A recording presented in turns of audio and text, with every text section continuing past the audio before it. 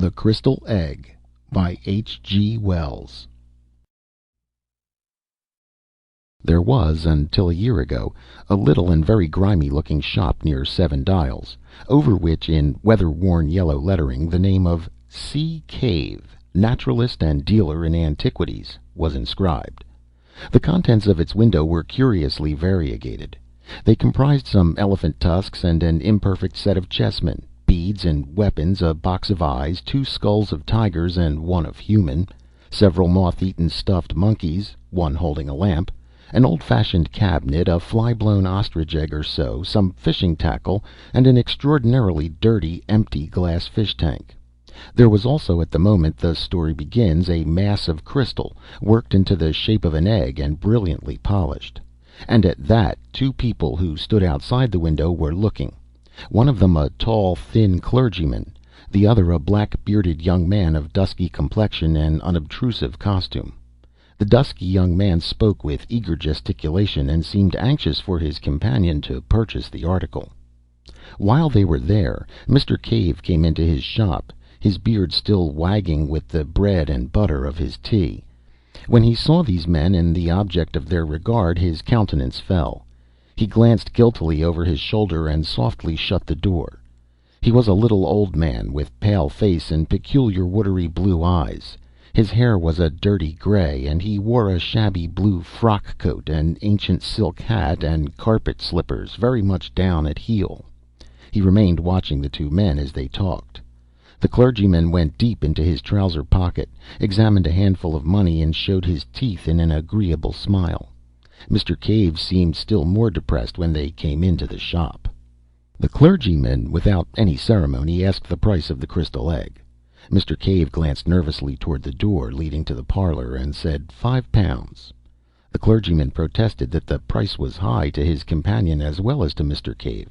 It was, indeed, very much more than Mr. Cave had intended to ask when he had stocked the article, and an attempt at bargaining ensued. Mr. Cave stepped to the shop door and held it open. £5 is my price, he said, as though he wished to save himself the trouble of unprofitable discussion. As he did so, the upper portion of a woman's face appeared above the blind in the glass upper panel of the door leading into the parlor, and stared curiously at the 2 customers. £5 is my price, said Mr. Cave, with a quiver in his voice. The swarthy young man had so far remained a spectator, watching Cave keenly. Now he spoke. "Give him £5, he said. The clergyman glanced at him to see if he were in earnest, and when he looked at Mr. Cave again, he saw that the latter's face was white. "It's a lot of money," said the clergyman, and diving into his pocket began counting his resources. He had little more than 30 shillings, and he appealed to his companion, with whom he seemed to be on terms of considerable intimacy.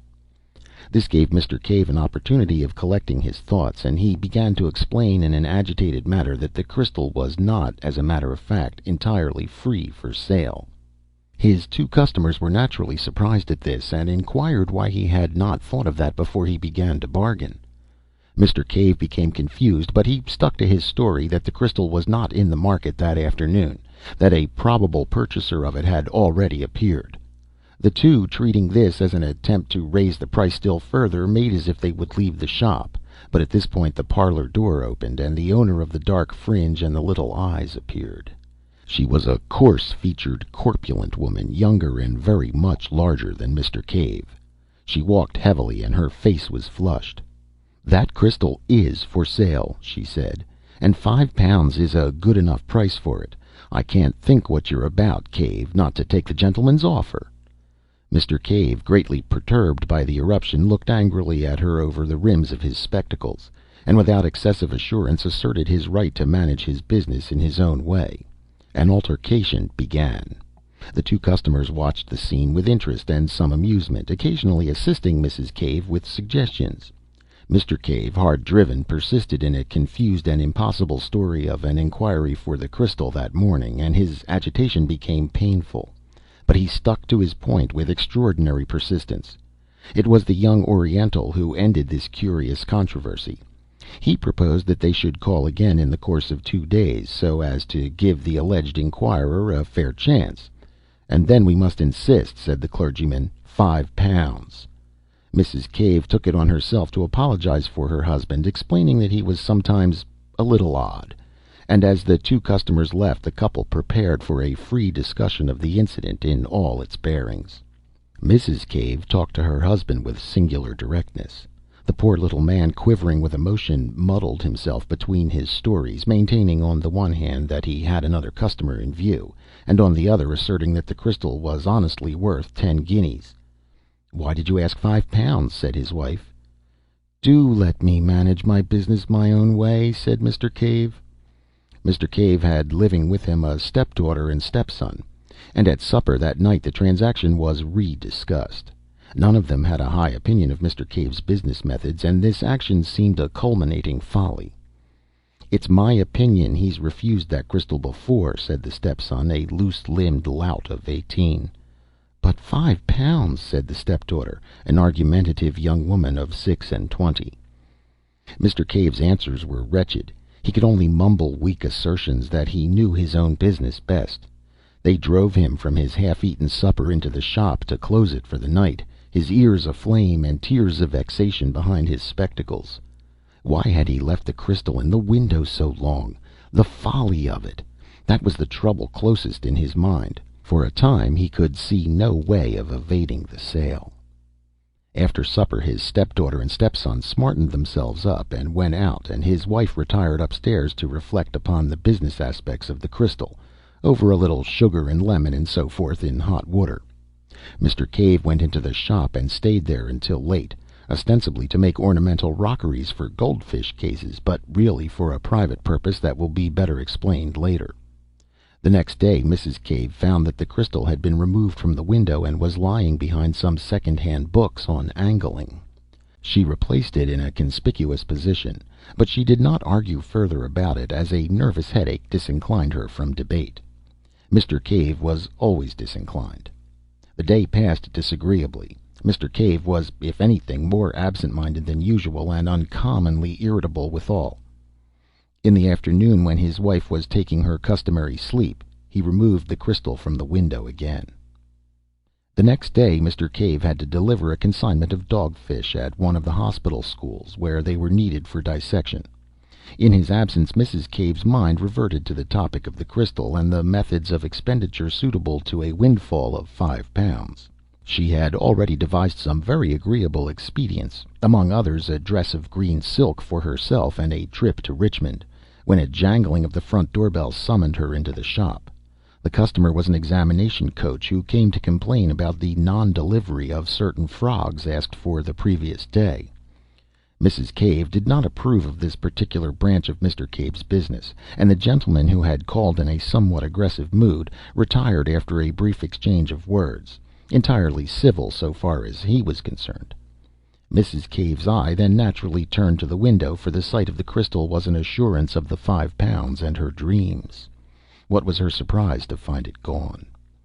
She went to the place behind the locker on the counter where she had discovered it the day before. It was not there, and she immediately began an eager search about the shop. When Mr. Cave returned from his business with the dogfish about 1:45 in the afternoon, he found the shop in some confusion, and his wife extremely exasperated and on her knees behind the counter, rooting among his taxidermic material. Her face came up hot and angry over the counter as the jangling bell announced his return, and she forthwith accused him of hiding it. "Hid what?" asked Mr. Cave. "The crystal." At that Mr. Cave, apparently much surprised, rushed to the window. "Isn't it here?" he said. "Great heavens! What has become of it?" Just then Mr. Cave's stepson re-entered the shop from the inner room. He had come home a minute or so before Mr. Cave, and he was blaspheming freely. He was apprenticed to a second-hand furniture dealer down the road, but he had his meals at home, and he was naturally annoyed to find no dinner ready. But when he heard of the loss of the crystal he forgot his meal, and his anger was diverted from his mother to his stepfather.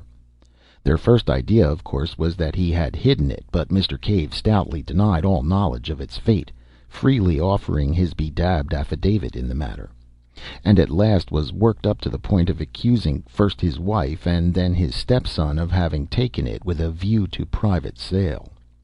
So began an exceedingly acrimonious and emotional discussion, which ended for Mrs. Cave in a peculiar nervous condition, midway between hysterics and amuck, and caused the stepson to be half an hour late at the furniture establishment in the afternoon. Mr. Cave took refuge from his wife's emotions in the shop. In the evening the matter was resumed, with less passion and in a judicial spirit, under the presidency of the stepdaughter. The supper passed unhappily and culminated in a painful scene.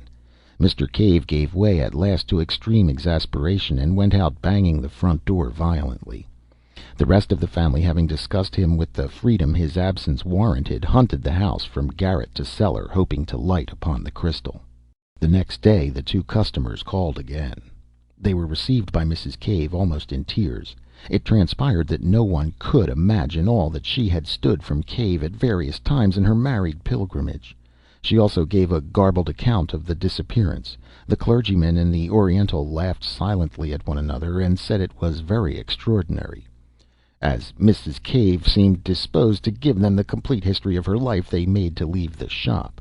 Thereupon Mrs. Cave, still clinging to hope, asked for the clergyman's address, so that if she could get anything out of Cave she might communicate it. The address was duly given, but apparently was afterwards mislaid.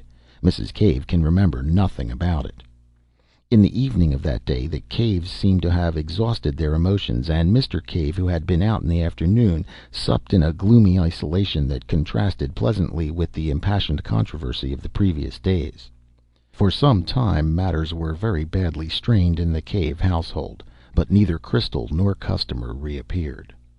Now, without mincing the matter, we must admit that Mr. Cave was a liar. He knew perfectly well where that crystal was. It was in the rooms of Mr. Jacoby Wace, assistant demonstrator at St. Catherine's Hospital, Westbourne Street. It stood on the sideboard, partially covered by a black velvet cloth, and beside a decanter of American whiskey. It is from Mr. Wace, indeed, that the particulars upon which this narrative is based were derived. Cave had taken off the thing to the hospital, hidden in the dogfish sack, and there had pressed the young investigator to keep it for him. Mr. Wace was a little dubious at first. His relationship to Cave was peculiar. He had a taste for singular characters, and he had more than once invited the old man to smoke and drink in his rooms, and to unfold his rather amusing views of life in general, and of his wife in particular. Mr. Wace had encountered Mrs. Cave, too, on occasions when Mr. Cave was not at home to attend him. He knew the constant interference to which Cave was subjected, and having weighed the story judicially, he decided to give the crystal a refuge. Mr. Cave promised to explain the reasons for his remarkable affection for the crystal more fully on a later occasion, but he spoke distinctly of seeing visions therein. He called on Mr. Wace the same evening. He told a complicated story. The crystal, he said, had come into his possession with other oddments at the forced sale of another curiosity dealer's effects, and not knowing what its value might be, he had ticketed it at 10 shillings. It had hung upon his hands at that price for some months, and he was thinking of reducing the figure, when he made a singular discovery. At that time his health was very bad, and it must be borne in mind that throughout all this experience his physical condition was one of ebb, and he was in considerable distress by reason of the negligence, the positive ill treatment even, he received from his wife and stepchildren. His wife was vain, extravagant, unfeeling, and had a growing taste for private drinking. His stepdaughter was mean and overreaching, and his stepson had conceived a violent dislike for him and lost no chance of showing it. The requirements of his business pressed heavily upon him, and Mr. Wace does not think that he was altogether free from occasional intemperance.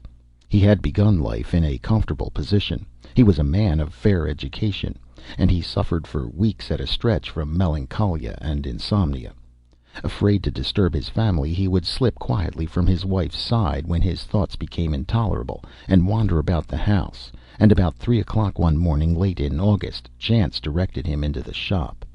The dirty little place was impenetrably black except in one spot, where he perceived an unusual glow of light. Approaching this, he discovered it to be the crystal egg, which was standing on the corner of the counter towards the window. A thin ray smote through a crack in the shutters, impinged upon the object, and seemed as if it were to fill its entire interior. It occurred to Mr. Cave that this was not in accordance with the laws of optics as he had known them in his younger days. He could understand the rays being refracted by the crystal and coming to a focus in its interior, but this diffusion jarred with his physical conceptions. He approached the crystal nearly, peering into it and round it with a transient revival of the scientific curiosity that in his youth had determined his choice of calling. He was surprised to find the light not steady, but writhing within the substance of the egg, as though that object was a hollow sphere of some luminous vapor. In moving about to get different points of view, he suddenly found that he had come between it and the ray, and that the crystal none the less remained luminous. Greatly astonished, he lifted it out of the light ray and carried it to the darkest part of the shop. It remained bright for some 4 or 5 minutes. When it slowly faded and went out, he placed it in the thin streak of daylight, and its luminousness was almost immediately restored. So far, at least, Mr. Wace was able to verify the remarkable story of Mr. Cave. He has himself repeatedly held this crystal in a ray of light, which has had to be of less diameter than 1 millimeter, and in a perfect darkness such as could be produced by velvet wrapping. The crystal did undoubtedly appear very faintly phosphorescent. It would seem, however, that the luminousness was of some exceptional sort, and not equally visible to all eyes, for Mr. Harbinger, whose name will be familiar to the scientific reader in conjunction with the Pasteur Institute, was quite unable to see any light whatever, and Mr. Wace's own capacity for its appreciation was out of comparison inferior to that of Mr. Cave's. Even with Mr. Cave the power varied considerably. His vision was most vivid during states of extreme weakness and fatigue. Now, from the outset, this light in the crystal exercised a curious fascination upon Mr. Cave, and it says more for his loneliness of soul than a volume of pathetic writing could do that he told no human being of his curious observations. He seems to have been living in such an atmosphere of petty spite that to admit the existence of a pleasure would have been to risk the loss of it. He found that as the dawn advanced and the amount of diffused light increased, the crystal became to all appearance non-luminous, and for some time he was unable to see anything in it, except at night time in dark corners of the shop.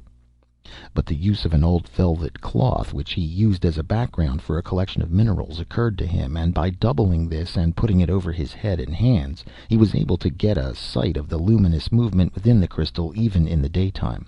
He was very cautious lest he should be thus discovered by his wife, and he practiced this occupation only in the afternoons while she was asleep upstairs, and then circumspectly in a hollow under the counter. And one day, turning the crystal about in his hands, he saw something. It came and went like a flash, but it gave him the impression that the object had for a moment opened to him the view of a wide and spacious and strange country, and turning it about, he did, just as the light faded, see the same vision again. Now, it would be tedious and unnecessary to state all the phases of Mr. Cave's discovery from this point. Suffice that the effect was this. The crystal, being peered into at an angle of about 137 degrees from the direction of the illuminating ray, gave a clear and consistent picture of a wide and peculiar countryside. It was not dreamlike at all. It produced a definite impression of reality, and the better the light, the more real and solid it seemed. It was a moving picture. That is to say, certain objects moved in it, but slowly, in an orderly manner, like real things. And, according as the direction of the lighting and vision changed, the picture changed also. It must indeed have been like looking through an oval glass at a view, and turning the glass about to get at different aspects. Mr. Cave's statements, Mr. Wace assures me, were extremely circumstantial, and entirely free from any of that emotional quality that taints hallucinatory impressions. But it must be remembered that all the efforts of Mr. Wace to see any similar clarity in the faint opalescence of the crystal were wholly unsuccessful. Try as he would, the difference in intensity of the impressions received by the two men was very great, and it is quite conceivable that what was a view to Mr. Cave was a mere blurred nebulosity to Mr. Wace. The view, as Mr. Cave described it, was invariably of an extensive plain, and he seemed always to be looking at it from a considerable height, as if from a tower or a mast. To the east and to the west the plain was bounded at a remote distance by vast reddish cliffs, which reminded him of those he had seen in some picture, but what the picture was, Mr. Wace was unable to ascertain.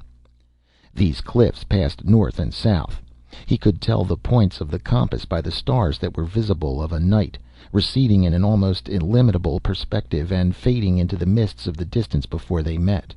He was nearer the eastern set of cliffs. On the occasion of his first vision the sun was rising over them, and black against the sunlight and pale against their shadow appeared a multitude of soaring forms that Mr. Cave regarded as birds. A vast range of buildings spread below him. He seemed to be looking down upon them, and as they approached the blurred and refracted edge of the picture they became indistinct. There were also trees, curious in shape and in coloring, a deep mossy green and an exquisite gray, beside a wide and shining canal. And something great and brilliantly colored flew across the picture. But the first time Mr. Cave saw these pictures he saw only in flashes. His hands shook, his head moved, the vision came and went and grew foggy and indistinct, and at first he had the greatest difficulty in finding the picture again once the direction of it was lost. His next clear vision, which came about a week after the first, the interval having yielded nothing but tantalizing glimpses and some useful experience, showed him the view down the length of the valley. The view was different, but he had a curious persuasion, which his subsequent observations abundantly confirmed, that he was regarding this strange world from exactly the same spot, although he was looking in a different direction. The long facade of the great building whose roof he had looked down upon before was now receding in perspective. He recognized the roof. In the front of the facade was a terrace of massive proportions and extraordinary length, and down the middle of the terrace at certain intervals stood huge but very graceful masts, bearing small shiny objects which reflected in the setting sun. The import of these small objects did not occur to Mr. Cave until some time after, as he was describing the scene to Mr. Wace. The terrace overhung a thicket of the most luxuriant and graceful vegetation, and beyond this was a wide grassy lawn on which certain broad creatures in form like beetles, but enormously larger, reposed. Beyond this again was a richly decorated causeway of pinkish stone, and beyond that, and lined with dense red weeds, and passing up the valley exactly parallel with the distant cliffs, was a broad and mirror-like expanse of water. The air seemed full of squadrons of great birds maneuvering in stately curves, and across the river was a multitude of splendid buildings, richly colored and glittering with metallic tracery and facets, among a forest of moss-like and lichenous trees. And suddenly something flapped repeatedly across the vision, like the fluttering of a jeweled fan or the beating of a wing, and a face, or rather the upper part of a face with very large eyes, came as it were close to his own, as if on the other side of the crystal. Mr. Cave was so startled and so impressed by the absolute reality of these eyes that he drew his head back from the crystal to look behind it. He had become so absorbed in watching that he was quite surprised to find himself in the cool darkness of his little shop, with its familiar odor of methyl, mustiness, and decay, and as he blinked about him the glowing crystal faded and went out. Such were the first general impressions of Mr. Cave. The story is curiously direct and circumstantial. From the outset, when the valley first flashed momentarily on his senses, his imagination was strangely affected, and as he began to appreciate the details of the scene he saw, his wonder rose to the point of passion. He went about his business, listless and distraught, thinking only of the time when he should be able to return to his watching. And then a few weeks after his first sight of the valley came the two customers, the stress and excitement of their offer, and the narrow escape of the crystal from sale, as I have already told. Now, while the thing was Mr. Cave's secret, it remained a mere wonder, a thing to creep to covertly and peep at, as a child might peep upon a forbidden garden. But Mr. Wace has, for a young scientific investigator, a particularly lucid and consecutive habit of mind. Directly the crystal and its story came to him, and he had satisfied himself by seeing the phosphorescence with his own eyes, that there really was a certain evidence for Mr. Cave's statements, he proceeded to develop the matter systematically. Mr. Cave was only too eager to come and feast his eyes on this wonderland he saw, and he came every night from 8:30 until 10:30, and sometimes, in Mr. Wace's absence, during the day. On Sunday afternoons also he came. From the outset Mr. Wace made copious notes, and it was due to his scientific method that the relation between the direction from which the initiating ray entered the crystal and the orientation of the picture were proved. And by covering the crystal in a box perforated only with a small aperture to admit the exciting ray, and by substituting black Holland for his buff blinds, he greatly improved the conditions of the observations, so that in a little while they were able to survey the valley in any direction they desired. So, having cleared the way, we may give a brief account of this visionary world within the crystal. The things were in all cases seen by Mr. Cave, and the method of working was invariably for him to watch the crystal and report what he saw, while Mr. Wace, who as a science student had learnt the trick of writing in the dark, wrote a brief note of his report. When the crystal faded, it was put into its box in the proper position, and the electric light turned on. Mr. Wace asked questions and suggested observations to clear up difficult points. Nothing, indeed, could have been less visionary and more matter of fact. The attention of Mr. Cave had been speedily directed to the bird-like creatures he had seen so abundantly present in each of his earlier visions. His first impression was soon corrected, and he considered for a time that they might represent a diurnal species of bat. Then he thought, grotesquely enough, that they might be cherubs. Their heads were round and curiously human, and it was the eyes of one of them that had so startled him on his second observation. They had broad silvery wings, not feathered, but glistening almost as brilliantly as new-killed fish, and with the same subtle play of color. And these wings were not built on the plan of bird-wing or bat, Mr. Wace learned, but supported by curved ribs radiating from the body. A sort of butterfly wing with curved ribs seemed best to express their appearance. The body was small, but fitted with two bunches of prehensile organs like long tentacles immediately under the mouth. Incredible as it appeared to Mr. Wace, the persuasion at last became irresistible that it was these creatures which owned the great quasi-human buildings and the magnificent garden that made the broad valley so splendid. And Mr. Cave perceived that the buildings with other peculiarities had no doors, but that the great circular windows which opened freely gave the creatures egress and entrance. They would alight upon their tentacles, fold their wings to a smallness almost rod-like, and hop into the interior.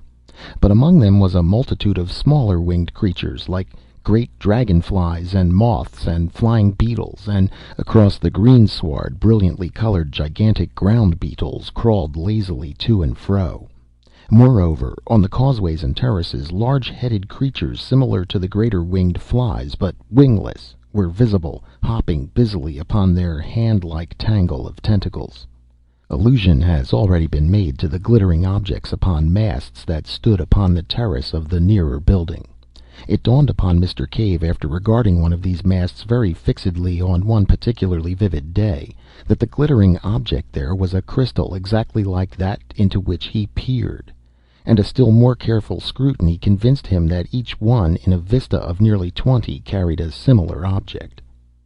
Occasionally one of the large flying creatures would flutter up to one, and, folding its wings and coiling a number of its tentacles about the mast, would regard the crystal fixedly for a space, sometimes for as long as 15 minutes. And a series of observations, made at the suggestion of Mr. Wace, convinced both watchers that, so far as this visionary world was concerned, the crystal into which they peered actually stood at the summit of the endmost mast on the terrace, and that on one occasion at least, one of these inhabitants of this other world had looked into Mr. Cave's face while he was making these observations. So much for the essential facts of this very singular story.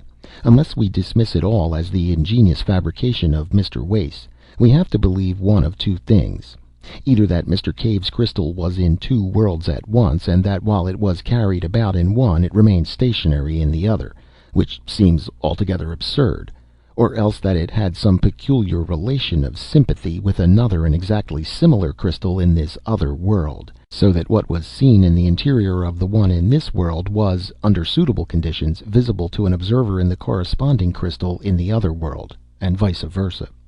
At present, indeed, we do not know of any way in which two crystals could so come en rapport, but nowadays we know enough to understand that the thing is not altogether impossible. This view of the crystals as en rapport was the supposition that occurred to Mr. Wace, and to me at least it seems extremely plausible. And where was this other world? On this also the alert intelligence of Mr. Wace speedily threw light. After sunset the sky darkened rapidly. There was a very brief twilight interval indeed, and the stars shone out. They were recognizably the same as those we see, arranged in the same constellations. Mr. Cave recognized the Bear, the Pleiades, Aldebaran, and Sirius, so that the other world must be somewhere in the solar system, and at the utmost only a few hundred millions of miles from our own. Following up this clue, Mr. Wace learned that the midnight sky was a darker blue even than our midwinter sky, and that the sun seemed a little smaller, and there were two small moons, like our moon but smaller and quite differently marked, one of which moved so rapidly that its motion was clearly visible as one regarded it. These moons were never high in the sky, but vanished as they rose.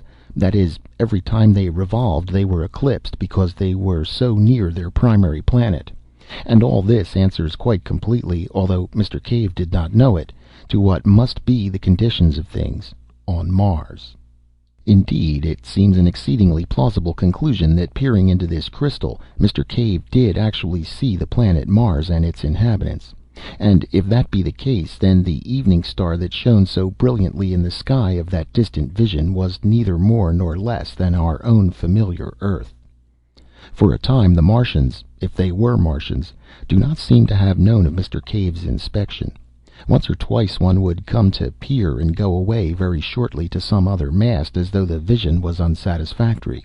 During this time Mr. Cave was able to watch the proceedings of these winged people without being disturbed by their attentions, and although his report is necessarily vague and fragmentary, it is nevertheless very suggestive. Imagine the impression of humanity a Martian observer would get who, after a difficult process of preparation and with considerable fatigue to the eyes, was able to peer at London from the steeple of St. Martin's Church for stretches at longest of 4 minutes at a time. Mr. Cave was unable to ascertain if the winged Martians were the same as the Martians who hopped about the causeways and terraces, and if the latter could put on wings at will. He several times saw certain clumsy bipeds, dimly suggestive of apes, white and partially translucent, feeding among certain of the lichenous trees, and once some of these fled before one of the hopping, round-headed Martians. The latter caught one in its tentacles, and then the picture faded suddenly and left Mr. Cave most tantalizingly in the dark.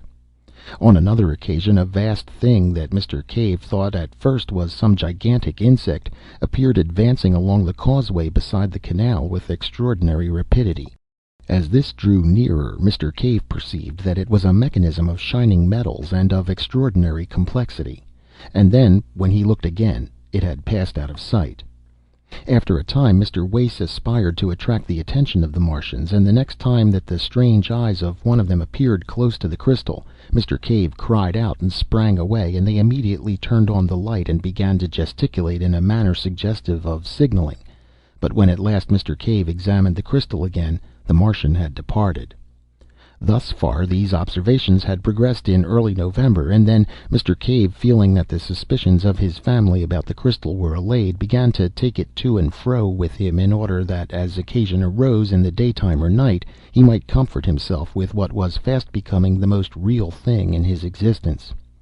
In December Mr. Wace's work, in conjunction with the forthcoming examination, became heavy. The sittings were reluctantly suspended for a week, and for 10 or 11 days, he's not quite sure which, he saw nothing of Cave.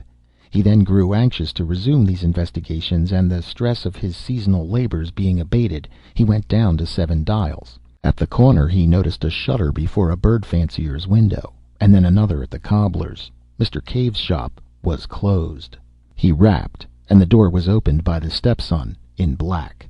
He at once called Mrs. Cave, who was, Mr. Wade could not but observe, in cheap but ample widow's weeds of the most imposing pattern. Without any very great surprise, Mr. Wace learnt that Cave was dead and already buried. She was in tears, and her voice was a little thick. She had just returned from Highgate. Her mind seemed occupied with her own prospects and the honourable details of the obsequies, but Mr. Wace was at last able to learn the particulars of Cave's death. He had been found dead in his shop in the early morning the day after his last visit to Mr. Wace, and the crystal had been clasped in his stone cold hands. His face was smiling, said Mrs. Cave, and the velvet cloth from the minerals lay on the floor at his feet. He must have been dead 5 or 6 hours when he was found. This came as a great shock to Wace, and he began to reproach himself bitterly for having neglected the plain symptoms of the old man's ill health. But his chief thought was of the crystal. He approached that topic in a gingerly manner because he knew Mrs. Cave's peculiarities. He was dumbfounded to learn that it was sold.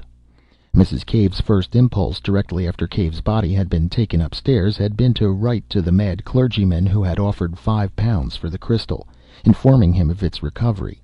But after a violent hunt in which her daughter joined her, they were convinced of the loss of his address. As they were without the means required to mourn and bury Cave in the elaborate style the dignity of an old Seven Dials inhabitant demands, they had appealed to a friendly fellow tradesman in Great Portland Street. He had very kindly taken over a portion of the stock at a valuation. The valuation was his own, and the crystal egg was included in one of the lots. Mr. Wace, after a few suitable consolatory observations, a little offhandedly proffered perhaps, hurried at once to Great Portland Street. But there he learned that the crystal egg had already been sold to a tall, dark man in gray, and there the material facts of this curious, and to me at least very suggestive story, come abruptly to an end. The Great Portland Street dealer did not know who the tall, dark man in gray was, nor had he observed him with sufficient attention to describe him minutely. He did not even know which way this person had gone after leaving the shop. For a time Mr. Wace remained in the shop, trying the dealer's patience with hopeless questions, venting his own exasperation, and at last, realizing abruptly that the whole thing had passed out of his hands, had vanished like a vision of the night, he returned to his own rooms, a little astonished to find the notes he had made still tangible and visible upon his untidy table. His annoyance and disappointment were naturally very great. He made a second call, equally ineffectual, upon the Great Portland Street dealer, and he resorted to advertisements in such periodicals as were likely to come into the hands of a bric-a-brac collector. He also wrote letters to the Daily Chronicle and Nature, but both those periodicals, suspecting a hoax, asked him to reconsider his action before they printed, and he was advised that such a strange story, unfortunately so bare of supporting evidence, might imperil his reputation as an investigator. Moreover, the calls of his proper work were urgent, so that after a month or so, save for an occasional reminder to certain dealers, he had reluctantly to abandon the quest for the crystal egg, and from that day to this it remains undiscovered. Occasionally, however, he tells me, and I can quite believe him, he has bursts of zeal in which he abandons his more urgent occupation and resumes the search. Whether or not it will remain lost forever with the material and origin of it are things equally speculative at the present time. If the present purchaser is a collector, one would have expected the inquiries of Mr. Wace to have reached him through the dealers. He has been able to discover Mr. Cave's clergyman and Oriental, no other than the Reverend James Parker and the young Prince of Bosokuni in Java. I am obliged to them for certain particulars. The object of the prince was simple curiosity and extravagance. He was so eager to buy because Cave was so oddly reluctant to sell. It is just as possible that the buyer in the second instance was simply a casual purchaser and not a collector at all, and the crystal egg, for all I know, may be at the present moment within a mile of me, decorating a drawing room or serving as a paperweight, its remarkable functions all unknown. Indeed, it is partly with the idea of such a possibility that I have thrown this narrative into a form that will give it a chance of being read by the ordinary consumer of fiction. My own ideas in the matter are practically identical with those of Mr. Wace. I believe the crystal on the mast in Mars and the crystal egg of Mr. Cave's to be in some physical, but at present quite inexplicable way, en rapport, and we both believe further that the terrestrial crystal must have been, possibly at some remote date, sent hither from that planet in order to give the Martians a near view of our affairs. Possibly the fellows to the crystals in the other masts are also on our globe. No theory of hallucination suffices for the facts.